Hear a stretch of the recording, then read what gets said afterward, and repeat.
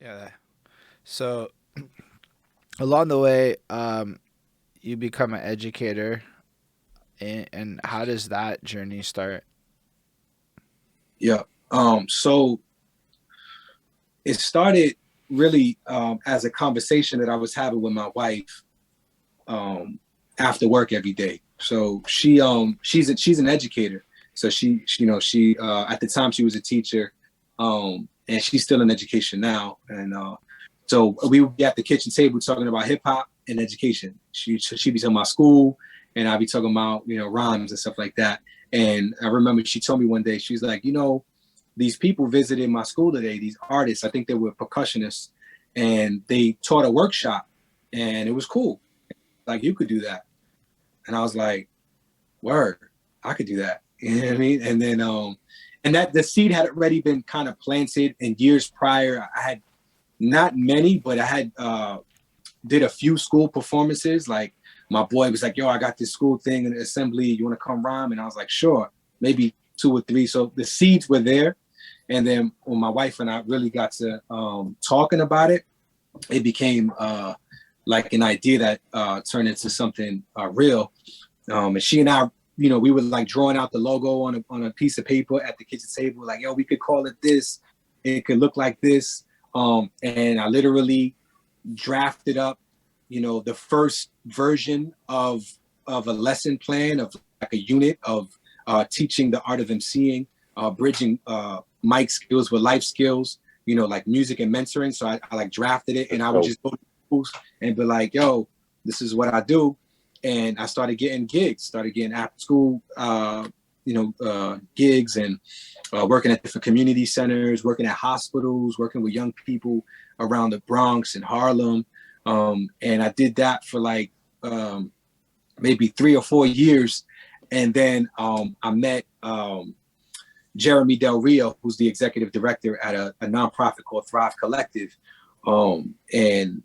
And then I basically, we locked arms, and I moved what I was doing into the larger organization that is Thrive Collective. And so the program that I'm referring to is called Rhyme. Rhymes help young minds excel. And as I mentioned, we try to bridge mic skills and life skills. So there's the art of emceeing and actually, the process of writing a song and recording a song. But then there's also like the mentoring and the like the transferable principles, the things that we can learn from hip hop culture and art that apply to other areas of life. And so, we try to bridge the two in our programs. And I love it. I'm a dad, so I have 6 kids, and I love kids. And so working with young mm-hmm. people Bless. is a dream, man. Like, literally today I had, you know, today and tomorrow, second graders, fifth graders, and high school seniors, separately, different, programs. But each, I love it. Like, I can't, I really enjoy it. And it's a blessing and a privilege that I'm able to do that. So I'm super grateful, especially coming from what we talked about earlier, high school dropout, not doing well in school, to be able to come and provide, this opportunity for young people to experience the art of emceeing and write songs, to shoot music videos and learn the history, learn about the elements and the principles and all that stuff. It's a lot of fun, man, especially in the Bronx. Yeah, Yeah. it's really cool. Like, when I went to the website, you have Dope that you're bringing that to the borough. that like Sorry. song. It's just all the kids rapping, like a giant like cipher cut almost, and it was like, yo, that's like noble shit. Like, you're in like a realm of like Mm-hmm. you're doing it for the next generation and making Yeah. it proper and teaching. And like, I've talked, there was like one community center in Montreal, just in one, that ended up producing about 50% of the English rappers at one point in the scene. Just one. And like, it Wow. was pretty crazy because like I've talked to a lot of the people in a similar kind of way, and it was wild how many one place. So just the impact that a program like this has across multiple kids and stuff, it's just wonderful.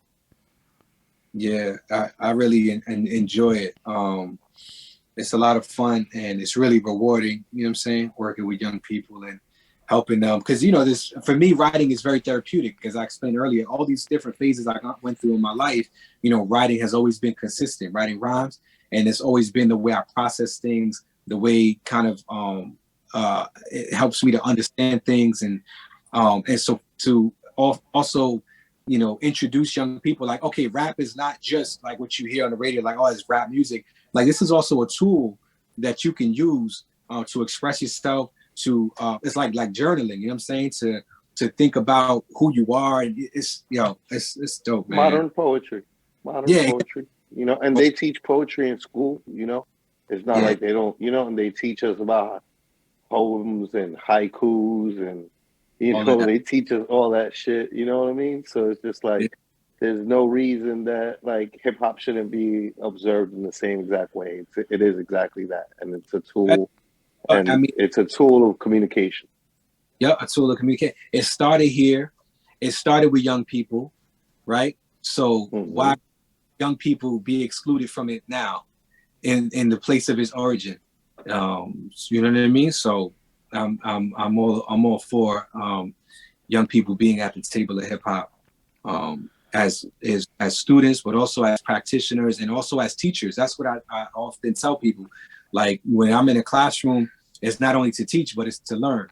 Like, you know, being around young people, I'm learning, I'm observing, I'm listening, I'm asking questions, because the same way, like, we're here because of something that, you know, young people dreamt, right? Something that came from the hearts and minds of young people.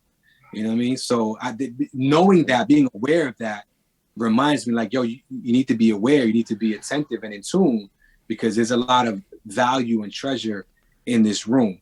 And so, you know, yeah, man. So I got a question.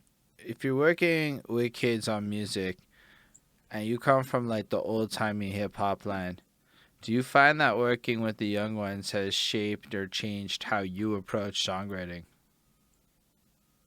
That's a good question. Has it changed the way I approach songwriting? So I think it's definitely it's, so yes, the short answer is yes. I think it's humbling in a good way. It's humbling because the kids, you know, they're like, yo, what, we on this wave, like, you know what I'm saying? And so going back to like learning, like, you're like, oh, what do you enjoy about this? What do you like about this? You know, whether it's, you know, contemporary hip hop or whatever it may be. It's just, you know, so has it shaped like the way I write songs? I think so. I think I have kids in mind a lot of times when I write, just naturally, like I said, being a dad and loving young people. So there might be messages and things in my music that you hear, like that, you know, you hear me make a lot of references to the work that I do and also to my passion for young people and fatherhood.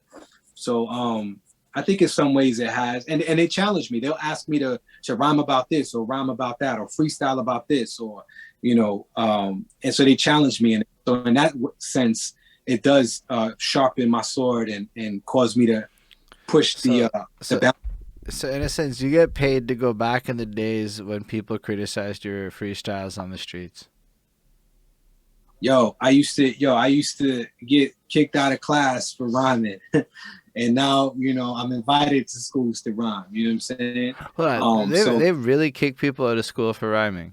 Like, that to me is not I something mean, I've like yeah, thought about. you're disturbing a class. Like, what the fuck? Oh, okay, Take like that in shit that outside. context. Like, yeah, like, you know, yeah. like, so He's on, it's not like, and I remember back in the Like, you're days, saying like, you it guys was did that in super the not middle of class.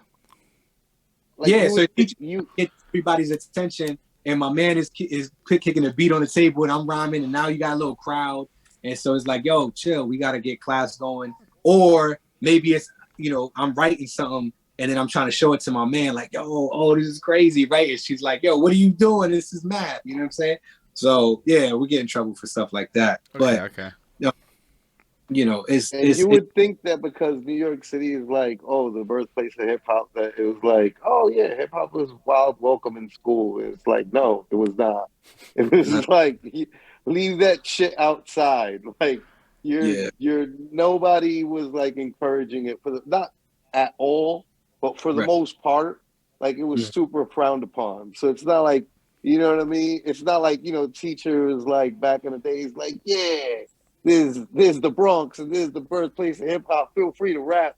Randy is like, no, Randy, chill the fuck out, sit the fuck down. What are you doing? Like, we gotta get class started right now. Like, look at this guy, and then you keep going. Oh, you know what, Randy? Why don't you go to the fucking detention? Go to the principal's office. You know, explain to him what you're doing in my class. It was bad. Yeah.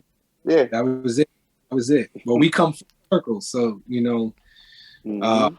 I'm actually reaching out to the schools that I went to see if they'll have our program in the schools.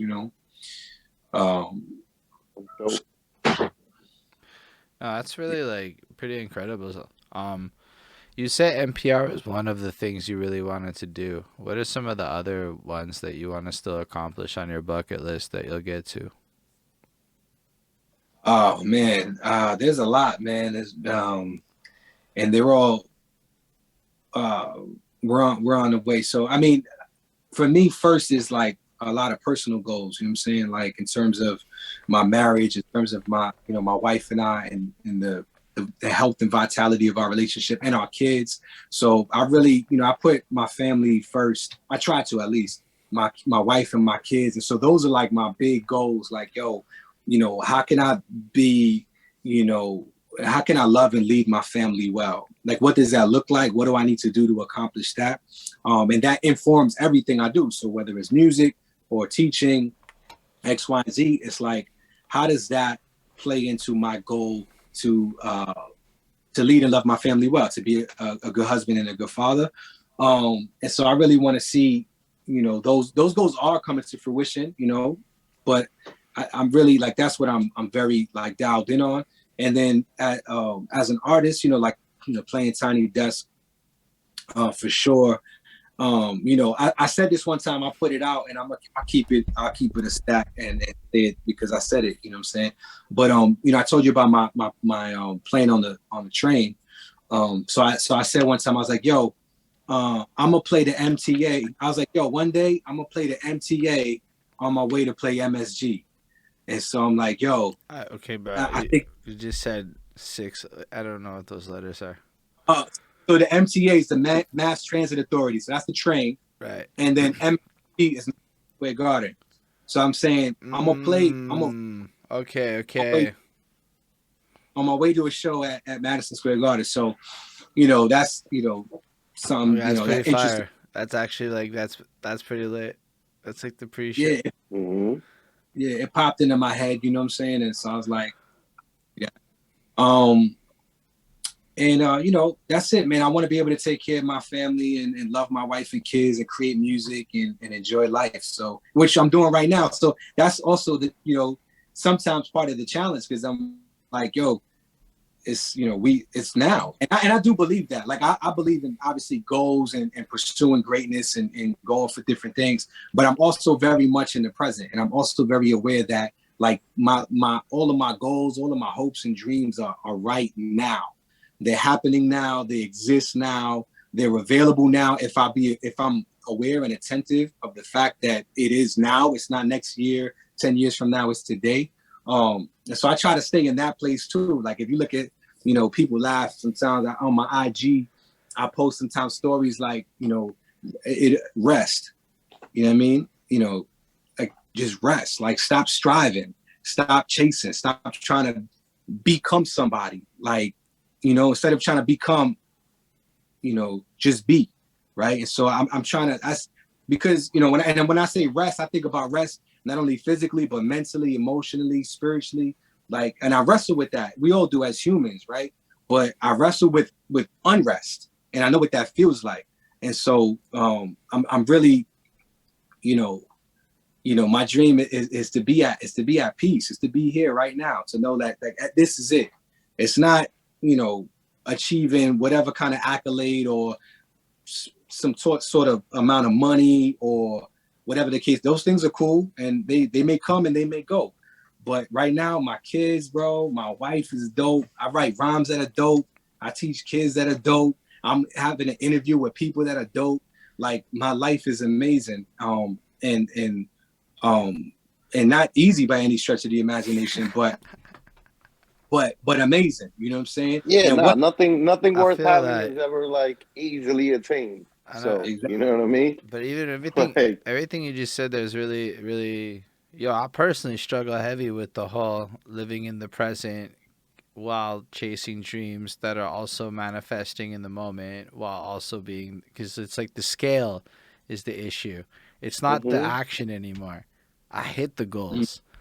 Now it's mm, like the goals aren't good enough, so I need it. And I'm like, mm, I'm addicted to the grind of chasing mm. goals more than I'm into the satisfaction of achieving them. The process. Yeah. But Yeah. what you're saying about rest and shit, that was very key what you said there, sir.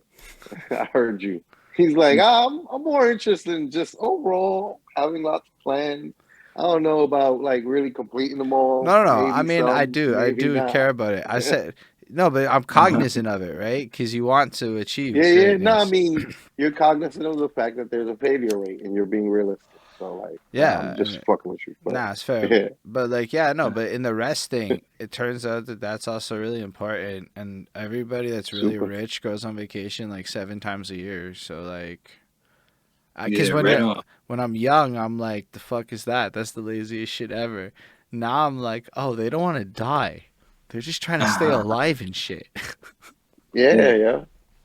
Right, man. Right. Vacation, yeah, you got to get away. And people need to learn to like vacation properly too, where like, I mean, those people know how to vacation properly, right? Because they're rich and they're wealthy. So like a vacation is like definitely done all the way right, but like they also can ruin it, right? By like doing this, which is like not just enjoying the fact that you're on vacation, which a lot of people do when they're on vacation. Like they make that into a whole nother thing. And it's Mm, like, yo, you need a vacation from your vacation because you worked while you were on vacation. Like you yeah. were doing so many things while on vacation that it's like, when did you actually vacation? Part of vacationing is like actually kicking back, you know what I mean? And like chilling Yeah. out, you know? Yeah. Yeah. Yeah. Yeah. I'm all about that. My new tag is rest. By the way, I like to write. You know what I'm saying, and that's why I've been writing rest like crazy. I love it. I ain't been bombing or nothing, but in my black books and in my crib or whatever. You know what I'm so Yeah, I saying? mean, I so just definitely to would not translate recommend, but that, you you know what write I in mean? the Like book thing that you have y'all. children. See, the book is the thing that y'all carry around with each other because when you hang out, you all tag each other's books and shit. Because none of y'all really want to partake in the bombing, which is the more illegal nature of. No, no, no, no. It's not always that, right? Like I think that sometimes it's also just about sharing your style. And Mm, sometimes guys use that as their like, Yeah. their pre-piece. Like they start planning it out in their head on paper in the black book of their friend or their own, and Yep. then Then they put go it up. out and they put it up. Yeah. Yeah. Yeah. Yeah. I got some bombers some active bombers in my book that like he just said, just sharing styles and stuff. Um, but Yo, yeah, man. that's wild to think that there's all this crazy art that gets like documented in all these books that nobody ever gonna see.